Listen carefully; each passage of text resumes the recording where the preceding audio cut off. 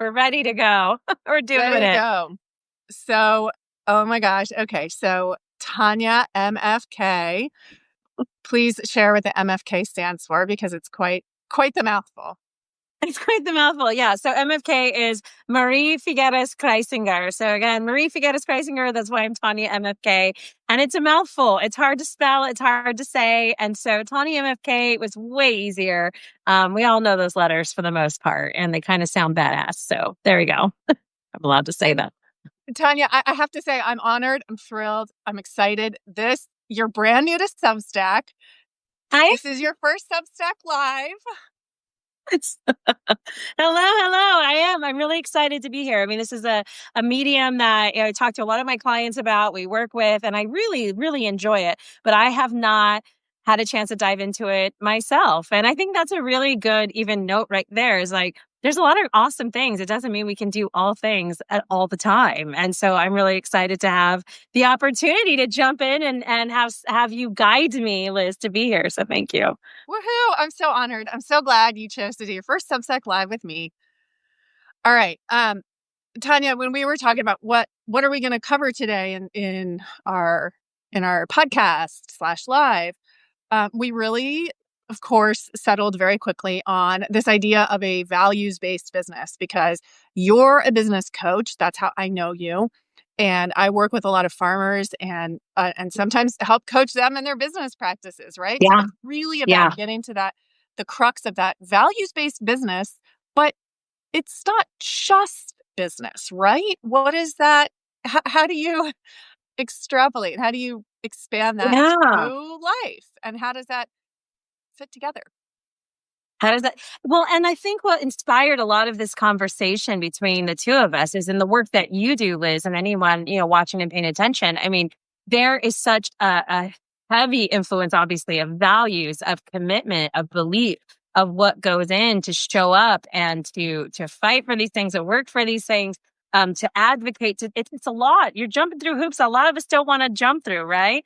And then it's a business on top of that, and that deserves, I think, a spotlight. It takes a moment to say it's one thing to fight for the thing we want. It's another thing to run the business in that. And there can be a lot of conflict, I think, in business and the way, what works and all that to go with who we want to be and how we want to show up. And so when I think about all the work that you do and all the things that it takes to show up and have conversations and to do that, and also pick your mail platform and decide what you're going to write in an email this week.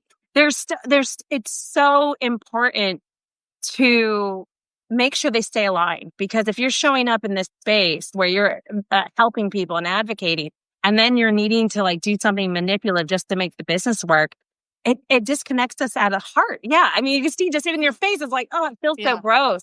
And so to highlight, I think the way what it takes to walk in this space and this spirit, and that it doesn't have to suck your life away either, but that it is a different approach when you literally live what you do.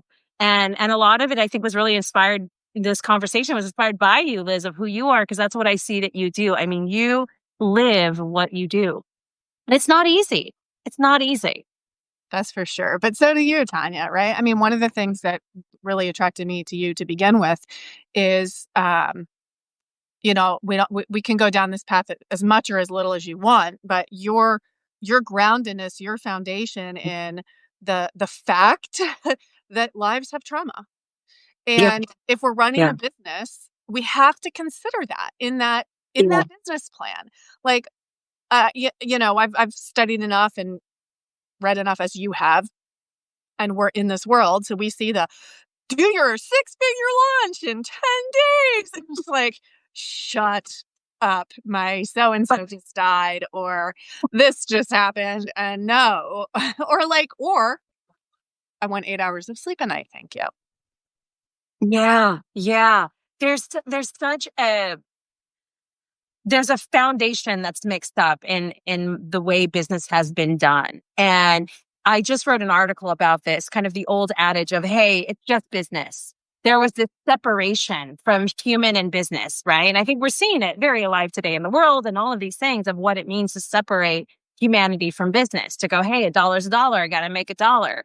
And I think, and it's unfortunate, but I think the belief that's also permeated is that that is the only way and that you can't make it the other way. You can't make it with balance. You can't make it with kindness. You can't make it with compassion. You got to be cutthroat.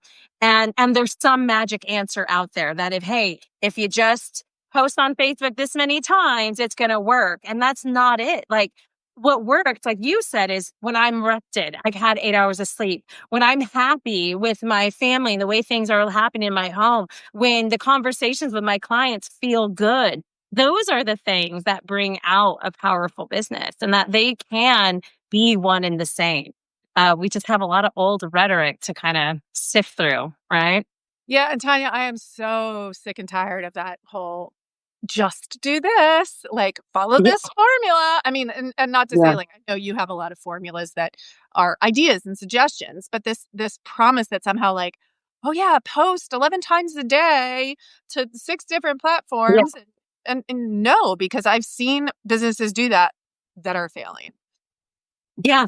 And So that's the thing is that it is a false narrative. I mean, that's a nice way to say it. I think I wrote an email a couple of weeks ago and I literally said, it's a lie. It's a flat out lie. It's not a marketing tactic. It is a lie. There is not a tactic or hack that will make the business work. There are ideas that can highlight a good business. But there is nothing, and no ad, no anything else will magically make your business work. All it will do is highlight what's either working or not working, which means if your business isn't doing well, it doesn't make sense, an ad will highlight that, right? And those yes. pieces are, and I think like when we balance between, because I know this conversation is a balance between business and life, it's like, it gives this idea that there is a right way. And I think most of us can live in this world knowing there's not a right way, like there's not a black and white step on how to live the life. Well, guess what? It's not for business either. That's why innovation exists. It's because there isn't one way. And then somebody goes, hey, you know what really worked? Spamming the heck out of everybody and having pop-ups all over. Remember that? Speaking of we were saying the 80s, but let's talk about the 90s and 2000s for a minute. That was the way to do it, right? I mean, who remembers clicking the wrong button and having like 25 ads pop up at once, right? For those of us who remember the late 90s, that was considered a business strategy. And then guess what? We don't do that anymore. We started to go, oh, that people didn't like that. But there was a part where it works. And people said, oh, but I'll try, but it works. And somebody felt really bad about doing that. And then they did it because somebody told them it worked. And that's what we want to change, Yeah. is that we don't have to be limited in that space, that we can bring our humanity into it. We can live in balance and values and still work towards building a business and create and support, because business is really just a service. We are giving a value and asking for value in return. Right. And Yes. when we can, yes. But we're also, I mean, and this is where like there's something on the edge here that I don't quite know how to explain or even quite know what I'm feeling about it. But it's values that we've commodified and we're exchanging monetarily now. Yeah. And Yeah. I mean, maybe that's a whole separate conversation. It probably is, because the commodification of everything and then Yeah. monetizing it and putting a monetary value to something that might not have a monetary value. I mean, what is it worth Yeah. to have a beautiful dinner with beautiful friends, right? Some things can't be measured in the way that we want to measure all of these things. Yeah. And Well, and you not that a everything needs lot. to be commodified, like you said. I share a story quite often about how I, blow my own whistle or horn here. Like I put on pretty good events. Yeah, I love doing like centerpieces and decorating, and like I love the whole vibe. Like I want you to feel like when you walk in an event or even just like literally just a birthday party, I want you to feel like you've been whisked away to whatever theme it is that I have and I've done. And so many, many years ago, what makes sense? I should be an event planner. Oh, that makes sense. I'm good at it. I like doing it. And then thankfully, I had come long enough in my life to know, to evaluate and go, wait a minute, what is the life I want to live? And the life I had that time was very clear I wanted to live was one that didn't work on weekends or holidays. At that time I was working in clinical research, and I would have to show up on holidays. I would be working late nights, and Saturdays have to come in with patients sometimes. And I hated it so much. And then I went, wait a minute, when do people do events? Holidays and weekends. So like I would commodify something because I'm good at it without actually thinking about the life I want to live. And that's where we get stuck. And we see the opportunity and we forget about the life we want. What is the opportunity for? And it's Yeah. to live the life we want. And this comes back full circle to why living the values of your business with your business are so powerful. Having it rooted in that. I don't care if you're going to tell me that spamming all those people work. If it doesn't feel right, isn't rooted in a line, I don't want to do that. If it makes me feel icky and I put it off and it makes me not want to do part of my day, that's a problem, right? That's not an aligned business, right? And there are other ways. I mean, it's such an important point, and I want to make a distinction here, but that still means we sometimes have to do hard things. We still Yes. sometimes have to do things that we don't like. But when we can identify that this action is a values-based action that's getting me closer to this values-based goal of weekends that are not spent on turning out emails, whatever it is, then This is the perfect example. Sorry, I got excited, but so that's the thing. You may not have to write a manipulative email, but you need to write an email, right? And you might want to have the weekend off. So you're going to suck it up and you're going to write like 4 emails right now. That might not be your idea of a great day, but you're not betraying your values. And in fact, you're pushing it to make sure that you live the one you want, which is family time or whatever that might be for that weekend. Reading your book, I don't care what it is, but that's the difference, right? The difference is about, I think this is the kick I've been on, is that running a business is not about the end result. The same way that having your career is not about the end result. Having a career is not about the retirement day, right? Supposedly, that's not supposed to be it, right? Well, and having your business is not about the big business payoff or whatever bank account we think we're going to have in the end. Just like we're able to understand in life, it is the journey.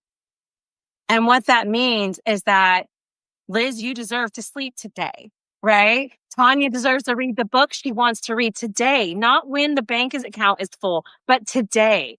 And yet we've been living in a world that tells us we have to justify that until we have enough money in the account to say we're successful. Right. And at the same time, I want to be clear that I know Tanya very well here, and Tanya is the first advocate for getting your ducks in a row, getting organized. You're not reading 10 books to escape doing your business work or escape balancing your budget. You're doing it as part of that plan. Yeah. And in the work I do with farmers and small food businesses, right? It's the same thing. And it's, Tanya, as you're talking, as I'm thinking about this, I keep going back to the question, what are people for? And, farmers will come to me. Farmers, a lot of them don't have a background in marketing, which is fine because they've got a background in farming, and I want them to have that background in farming. Yes. And one of the first questions they'll ask me is, how many times a day should I be posting to social media? I'm like, well, is that the most fun thing for you? And they're like, no, I hate it. I'm like, then don't do it. That's not how you're going to get your clients. But then on the other hand, some of them are like, yeah, I actually really like it. And I'm like, okay, then make sure you're measuring the right thing. Yes. Your business is not about how many likes you get on Facebook. It is not about how many retweets you get, whatever they're calling it now. Your business is about how many people are buying your carrots or your cheese or your steak. Yeah. How many people are showing up to actually be part of it and be customers? And I love, the social media is such a good example because there are people who legitimately do not feel aligned with social media. And that's okay. That's not the only way. Yes. Perfect example. Here we are on Substack because Substack feels better. And it enhances your amazing writing length and a space for your voice. And it's a space for discovery. You do not have to do social. Now, like your other client who said, oh, I actually do like it. but they might be frustrated because it's frustrating because you don't know what to post. Now, there's a difference between I don't like it because I don't know what to do versus I don't like it because it sucks my soul, are very different things, right? And knowing where you are in that spectrum and then working with that. And I think this comes back full circle to that idea that well, you just have to do this, or there's some magic way. And just like with the farmers, just like in farming, there's no magic way. Let's go to the real root of things. Like, you can say this will work this, but we have to talk about what area they're in, the climate, the soil health. There's all this other stuff. So you could say, well, you just stick a seed on the ground and water. But that's not it. There's so much more. And any business coach who says just, stick it, put a post up and that's your business. It doesn't work that way. Right. And I think that's the thing too. In the both of the work we're doing is that they're farmers first. And then you're honoring that when you're advocating and you're working for them. You're going, I'm not only going to work with what's going to help you grow or get through this situation you need to get through or fight for, whatever it is, but I'm going to honor and understand what you also need to do and maintain as a farmer, as a person who's doing this as a lifestyle, not lifestyle. I mean, but you know what I mean? Like, this is life. You can't tuck that away and be like, oh, I need to focus on social media, no farming today. Like, it doesn't happen like that. And so to have someone like you who understands the values they're walking in, as well as the business they need to create, is so, so important and necessary in this space. Yeah, and that's the same for you. In the clients you attract, you're a values-based business coach. And so you attract the Yeah. clients that are doing this incredible work, like caring for Yeah. elders and permaculture and farming and combining, bringing teams together cross-culturally. Like Yeah. that, it's that And people kind of who are really into it. I think like their heart is really into it. I exactly. mean, we have a gal, as you know, who she makes cakes, and you might go, okay, well, it's cakes. But man, like the care this woman has for who she's making these cakes for, and like the level of involvement she gets involved to make a cake. And it's like, that's the payoff for me, is the people I work with. I get to work with people who inspire me. And it's incredible, and it's tough because it makes me want to do all the things with them because like I they're know. so big and like it's hard to cut off. But like that's what changes business. I think that's what changes the approaches that we have in the work that we do, Liz, is that it isn't just a means to an end. It isn't just a job. It's not just because you're good at it, and you are. Right. But it's like there's a belief in there. And I think that is the key, that if you step into a business with that, when the going gets tough, that's the thing that's going to pull you through. Exactly. It's that. Exactly. Yep. And, the first thing I tell the farmers I work with is like, why are you doing what you're doing? You have to Yeah. identify this. And I remember one time I was working with a farmer and she wanted to grow her sales. And I kept pushing her to answer that question. Like, why are you doing this? Like, your husband's working full time. You can be doing these other things. She owned multiple businesses, not in like some elitist kind of way, but like small scale businesses that she could highlight. So I'm like, clearly you're not doing this because you have to do farming for income. So why are you doing this? And she was farming really diverse animals and crops. And she's like, oh, so my children and grandchildren have a place to play. I was like, you could take, you don't have to be farming to do that. And she kept giving me these answers that were not untrue, but also not the substance of what she was. And then finally she goes, because I believe every animal deserves a happy life and I want to provide it. And I'm like, that's why you're doing this. And, that for herself, like keeping that vision and that mission and keeping rooted in that, she could always return to that and understand the purpose of her values-based business, which in that case, of course, was farming. And just having that, doing that exercise and having that insight helps guide people, like, because you're right, some of those rainy days suck.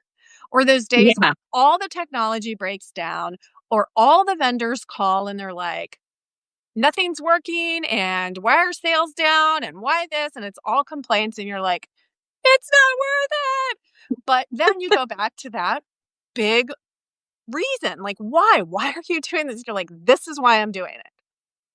So That was a big That's it. And that's going to toggle. keep you through. And that's why one of the things we do is we do the 7 levels of why, and we go to, what is it that you want in the business? And I don't care what it is. And it's a BMW, it's a number, usually it's some 6-figure number or whatnot. And then go, why is that important to you? Right. And then they go, well, because I want to take care of myself or I want to take care of my family. And you go, and why is that important to you? Because I want them to know that they're safe and that I care for them. And why is that important to you? Because, and when you start to really dig to that 7th level and you get to like you can exactly be, oh, they're the thing and I want to be happy. Then you're like, that's it. That's the thing. And when those days get hard and the tough gets going, it's not going to be because I want a comfortable life or because it'd be nice to go on good vacations. I'm not against those motivations, but the underneath of that is the thing that when those technology buses and you're yelling at Google, never done that before in my life, except for all the time. Then that's the thing that keeps you going and moves you through. And that is why I tell people a lot of times too, that if you're looking for like kind of a widget business, I'm all for that. Like you want to white label something and go sip Mai Tais on Tahiti. Like that sounds amazing. I am the wrong coach for you because we're going to talk about heart stuff. We're going to talk about these whys. We're going to get to that stuff. And that'll drive you crazy if you're like, oh, I want a Mai Tais. I don't know how deep we can get on your Mai Tai why. But for the rest, it's like when we can get through that and we really can understand that we aren't separate from our business. It's not about letting your life take over, but it's understanding that your life informs your business and your business informs your life. And the moment we're naive about that, that's the moment business will take over your life. Right. And that's when you start to suffer your business. And is that why we left 9 to 5 to not suffer our 9 to 5s? Like that's the whole thing. So we don't want to suffer that business and then make sure that we come back. And if you're hearing this and you're like, oh my gosh, I don't know if I've done any of that. The easiest thing might be to start with the motivation, the 7 motivation. What is it that you want from this business? You don't have to have some lofty changing the world thing, but understand what it is for you, what it really, really represents. And even in the concept of freedom, I'm going to stop there because some people go, it's freedom. I want you to really understand what is that? What is the freedom in that you wanted this business for? And if that is it, that is the best it to have because that will be the thing that carries you through. Because it will get tough. It's not easy. And that's, I think, circling us back around, if you're just getting here, circling us back around to the concept of business was that, we get sold these magic hacks. We get sold these ideas that there's some right way to do it. And that's the whole thing around you is that it is none. That is the BS. It is our way. It's our clarity. It's knowing that we can do it in a way that feels freeing to us, as long as we know what that North Star is. But if we don't connect to that, then it's going to be easy to hear everyone else's version of success and the way to do it. And it'll take our life away. It's not the life we want to live. But if we don't know what that life is, it's easy to lose it. So beautifully said, Tanya. Oh my gosh, I love it. Like I know, like I've heard this a similar, I know you don't have any canned spiels, but I've heard this from you before and I just let it sink in every time because it's so key. It's vital. It's like if you want your life to be aligned to these core values, that applies to business also. Yeah. And it's not Really easy. Like I will scream that real quick, like in the nicest way. Like I think I was going on that a bit too. It's like we get sold these answers. It is not easy. And I will tell people over and over, I will not sell you easy. I will not sell you, but I will sell you effective. I will sell you joy because that's the thing. It's not easy. It's not easy to pull us together. A 9 to 5 isn't easy and entrepreneurship isn't easy. And anyone who goes on their soapbox saying entrepreneurship is better, it's not. It's a different flavor. That's all it is. It's the same heart. We have the heart. It doesn't come without it. It's just, it's not the same heart. It's a different heart, but we all get heart and it is. And there's no magic things. If it was, why would we even be sitting here, Liz? We'd be out on our yachts or doing whatever. Cause hey, I followed the right path. I posted 6 times. I wrote it this way. I did the thing. I'm good. Like that's not it. It's not easy, but it's worth it. Absolutely worth it. And what it pushes you to find out about yourself. It's such a personal thing as well, but we forget, like, it's this whole self-development journey, isn't it? It really is. It 100% is. And Tanya, a lot of what you're saying reminds me of something I say a lot, which is, and I know, like, I'm going to contradict myself as soon as I say it, and that's okay. It's part of it, but facts don't matter. right? And that's not to say that facts aren't important. They are. But what it means Yeah. is that we are, and your foundation in neuroscience teaches this, we are we are emotionally driven beings. We Yeah. make decisions based on emotions. We do it. The people we're selling to do it. It's happening to us. I mean, right? So in some ways, like, facts are important, but they don't matter when it comes to that decision making. We go back to facts to justify an emotional based decision we've made already about, are we going to read that book? Are we going to buy that product? Are we going to connect with that person? Are we going to Yeah. believe this thing? And I mean, this is both a piece of guidance and a piece of caution, I think, because as entrepreneurs, as business people, we're making decisions about how to communicate with potential customers, with clients. And I believe really strongly, I know you do too, that it's our responsibility to communicate honestly, not manipulatively, not like trigger, push their buttons, get them to buy. It's our responsibility not to do Yeah. that, right? And at the same time, part of why I say facts don't matter is because I can have all the facts about how to run a good business and still not do it. Yeah. Yeah. So that's where your kind of work comes in. And whether it's like your habit setting, or simply like, okay, Liz, you owe me an email at the end of every week. What did you do your goal? Like, sometimes that's enough that it doesn't matter, like, the fact that, hey, gotta I need to do this on Tuesday. Like, that is not enough sometimes for all of us. We have to have that email at the end of the week. Did you get it done? Right. So speak to that for a minute, Tanya. I just gave a Yeah, whole I mean, I think a lot of what I like to remind people, yes, I'm a business coach, I'm a strategist, I've been doing this for 21 years, and yet I will tell people the ultimate flex as a business owner is self-trust, is when you have done enough work internally to know yourself, to know when you freak out, you tend to think you need to send more emails or post more or whatever it is. And but also to know, like, I'm in this for a reason, right? Like, Liz, you're here for a reason. And I don't mean in the existential view of things, but I mean, you've been and walked this path. You have learned so many things that you've learned. You know what you know. And other people don't know that. And to trust that as also a guiding space of your business, to not always go, what should I post? To go, what do these farmers need? Like, I've told clients this a lot. The same, similar, right? How often should I email? And I'll say, I want you to take off your business and marketing hat for a moment. All right. And I want you, as the person who's supporting these people, go, how often do they need to hear what you're going to say? How often is it helpful to tell them the things you're going to show up and tell them? If every day you're sending a quote, are the people you work with, do they benefit if they got that quote every day? So stop thinking about a business and go, you know what? When I've worked with people, man, I know sometimes you just need that extra. I'm using a quote as an example, everybody, but you get that little thing. They don't need a whole email. They just need that little encouragement that you might recognize that daily quotes are actually the exact thing. They don't need a long email. On somebody else, you go, you know what? They need it in depth. I've noticed they really need to dive deep. I don't know your business, but I'm telling you, you do. You know a lot more than you think you do. And too often we are diverting out to people like me or to coaches and going, tell me. And instead going, forget what LinkedIn says and forget all that. Yes, it's valid. Like Liz just said, facts are true and not true, right? All this stuff is there, but forget it for a moment and go, I'm the person. What have I learned? Or if you are your former client, if you're like, oh, my client is former me, go, what did I need? What would have helped me? What would help me in my inbox now?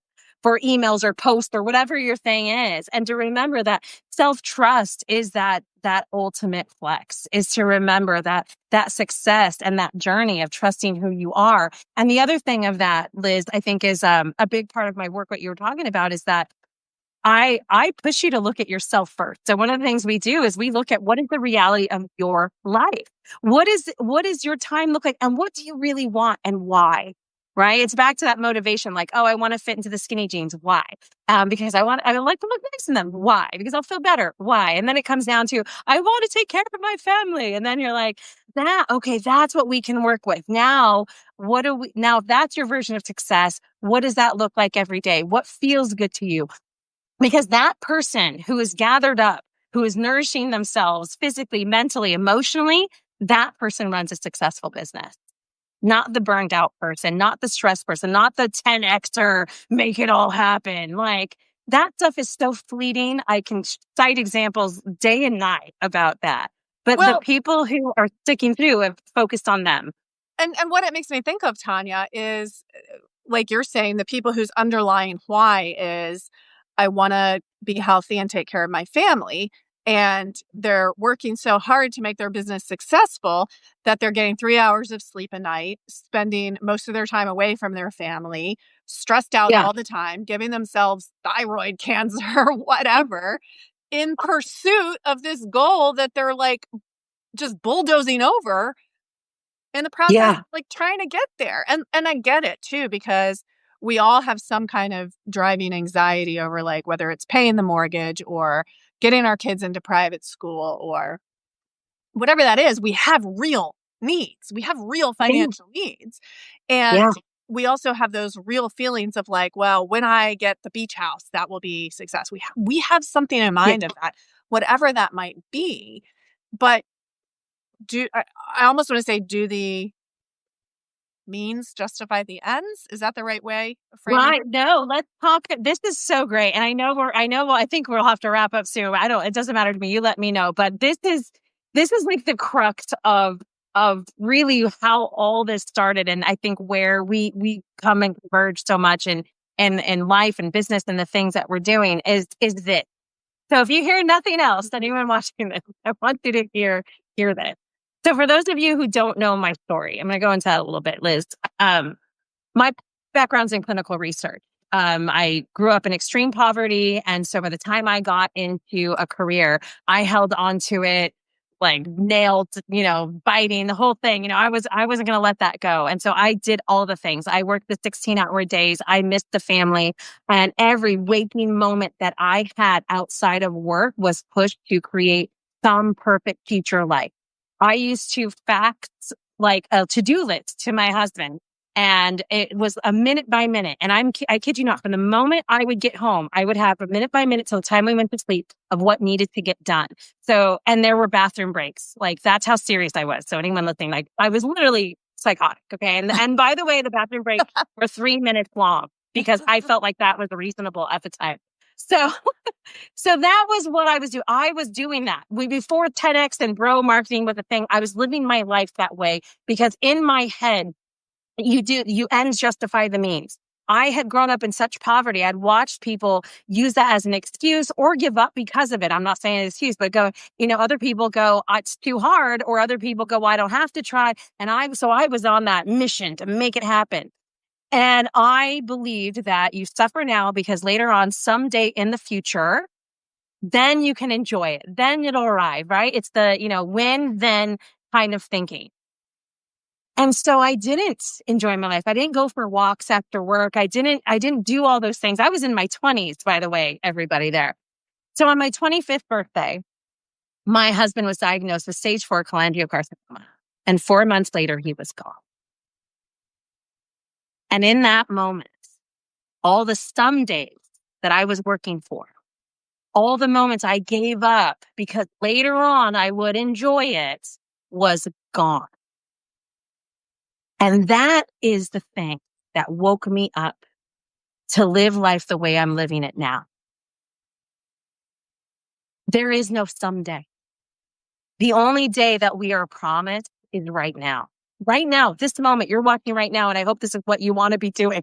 Okay? Because this is the only moment we're promised. Now that feels crazy. You go, yeah, but I'll feel it tomorrow. You're right. So what do we do when we are ambitious, but we also know that there's a very real chance this is it? That's the balance we have to live in. We have Monday, Tuesday, Wednesday, Thursday, Friday, Saturday, and Sunday. There is no someday on the calendar. So if we're going to live this life, we're going to build this business, we're going to do all these ambitious things, then what today is the best day? If it wasn't, it's tomorrow. So can you today work on that future project and spend time with the people you want to spend time with? Make that phone call you've been meaning to call. Take that language lesson you've been meaning to take. Maybe it's not the whole course for the next 6 months. Maybe it's just 5 minutes. But that's the integration of growing a business that's based in values of living today the best way. Because I did that, guys. I did the someday, and I'm telling you, it does not pay off. We do not have control over this life, but we have power. And that is the power we have, is to choose how we show up for ourselves today and our business. So it was a bit of a soapbox there, but No, I love it, Tanya. I love it. And I mean, of course, I mean, I know your story and I don't love your story, but I love what you've overcome and what you've built from it. And as you're telling that story, I mean, I keep going back to this concept, this philosophy of like, what are people for? Go look Mm, at the sunset. yeah, Go enjoy yeah, the freaking flowers. Like I have lavender in my yard right now. And every single time, I mean, it's just blooming like crazy. And every single time I'm like, yeah. this right here is We, life. And yesterday, my farmer friend, I can show you. Hold on one second. My farmer friend, I came home and I had a delivery. This was my delivery from my oh, farmer it's friend. beautiful. I mean, it Beautiful. made me cry, right? But like, this is what people are for. This is what we're Yeah. for. And these heart conversations. And, you know, I mean, Tanya, bless your heart, heard me, you've let me cry on your shoulder so many times, right? That's what people are for, not to like stay up till 3 trying to get the business thing just right. I mean, for goodness sake, this is our lives. And yes, we can run values led businesses without letting the business run us, right? Yeah. Yes. And remembering that we are one and the same, like those crying the shoulder, like you said, though, like there's so many people like, oh, I don't, that's that, I do business. I do that.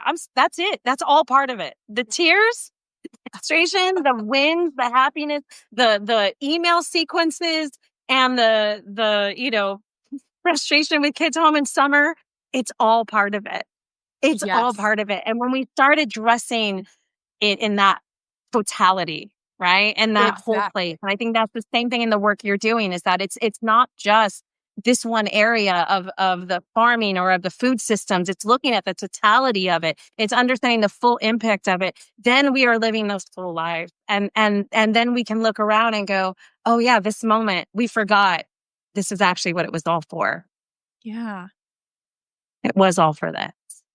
I think that's a real beautiful sentiment to remember. I know I see Paul on there too, and I know he's in that Yes. same vein, that there's so grandeur and it gets so big. I mean, I'm from LA, right? And like I thought I was going to be jet setting, and that was what I wanted. And when I got to that point, I realized it's not. It's this. It's these little things and these little moments, and then you just kind of almost laugh and go, "What the heck?"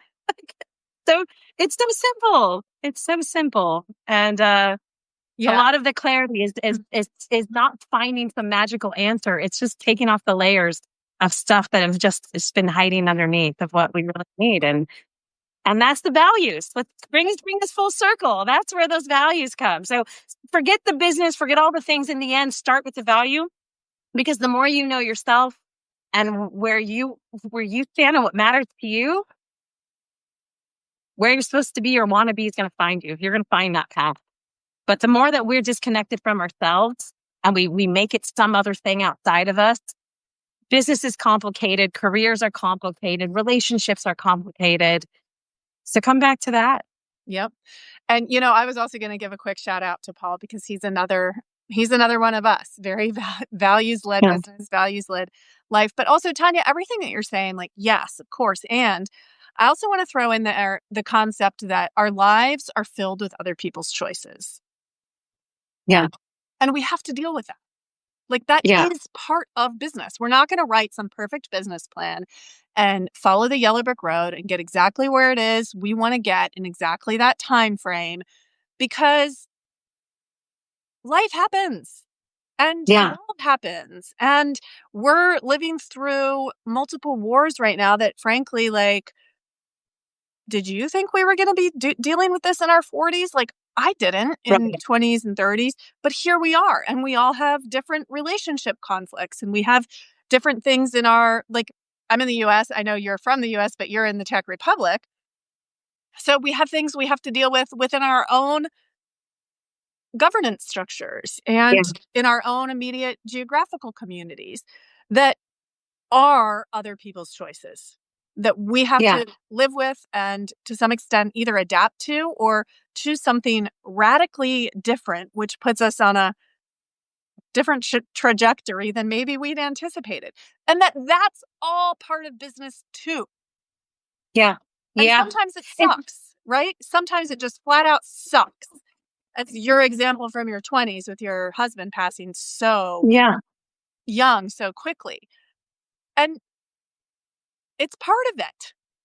And Yeah. everybody, oh, and I Absolutely. love this. You're going to love this too. You know that quote from The Princess Bride where he says, life is work, and anyone, or maybe he says, life is pain, and anyone trying to tell you differently is selling something. Right? That might be like an all the way extreme version of that. But the point is that we have to expect the unexpected. We have to know in business, in life, that our lives are filled with other people's choices. And then we have some choices in response to that. Yeah. Well, and I think the more that we are able, again, similar to what we were saying about like coming back to ourselves, we're not given a lot of space in life to reflect on what we want, who we want to be. We're asked plenty of times what we want to do, how we want to make money, right? What do you want to be when you grow up? We've all been asked that, which is just a cute way to say, how do you want to make money when you get older?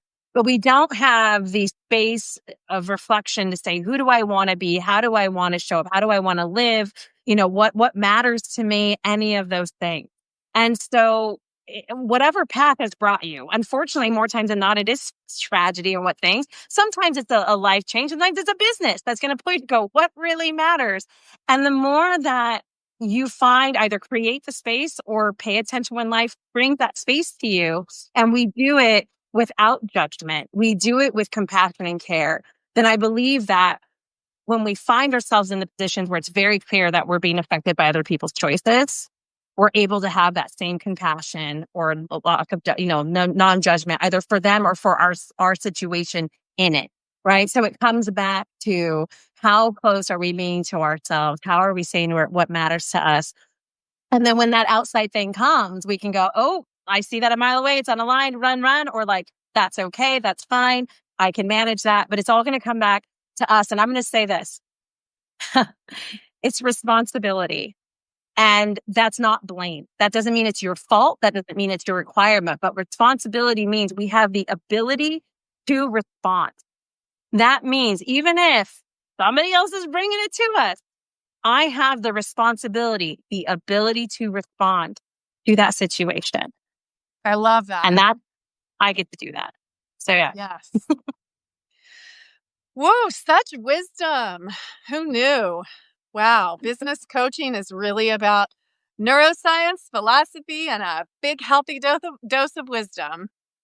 Yeah, absolutely. Well, and if you've been here and hanging around, thank you so much. I mean, again, I think the thing we've come back to is that, there's a couple of ways of doing business, but if you want to keep the humanity, you want to stick to who you are, then that is where it starts then. And we can drop all the old rules and all the things and come back to saying, what are my values? What matters to me? And we can let that lead our business. And that goes in practices. That goes in how we see ourselves in the business, the way that Liz shows up and the way that you're supporting people and all the different values and beliefs that you had to confirm and have and hold that conviction for, to show up in the way you do. And it's hard and it's tough, but it's incredibly rewarding because we are us in the midst of it. Like I don't lose myself to my business. You are Liz in the middle of all of this. There's no betrayal happening.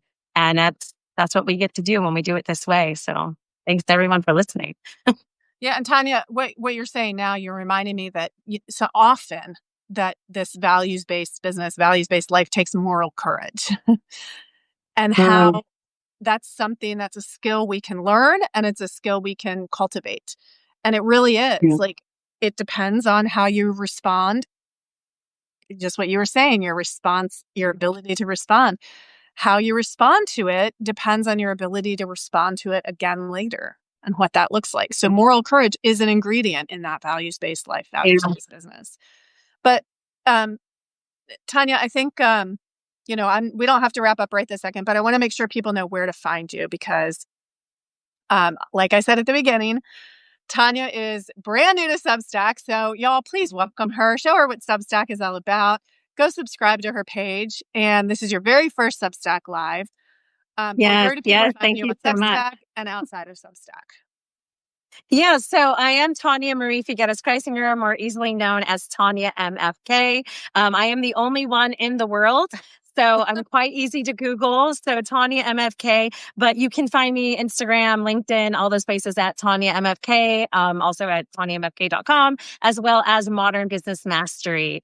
So, what was that? Is there anything else? On Substack. Where are you on Substack? Oh, yeah. And then here on Substack, I'm Tanya MFK as well. And I am new. So please come on through. Right now is similar, talking these kind of stories.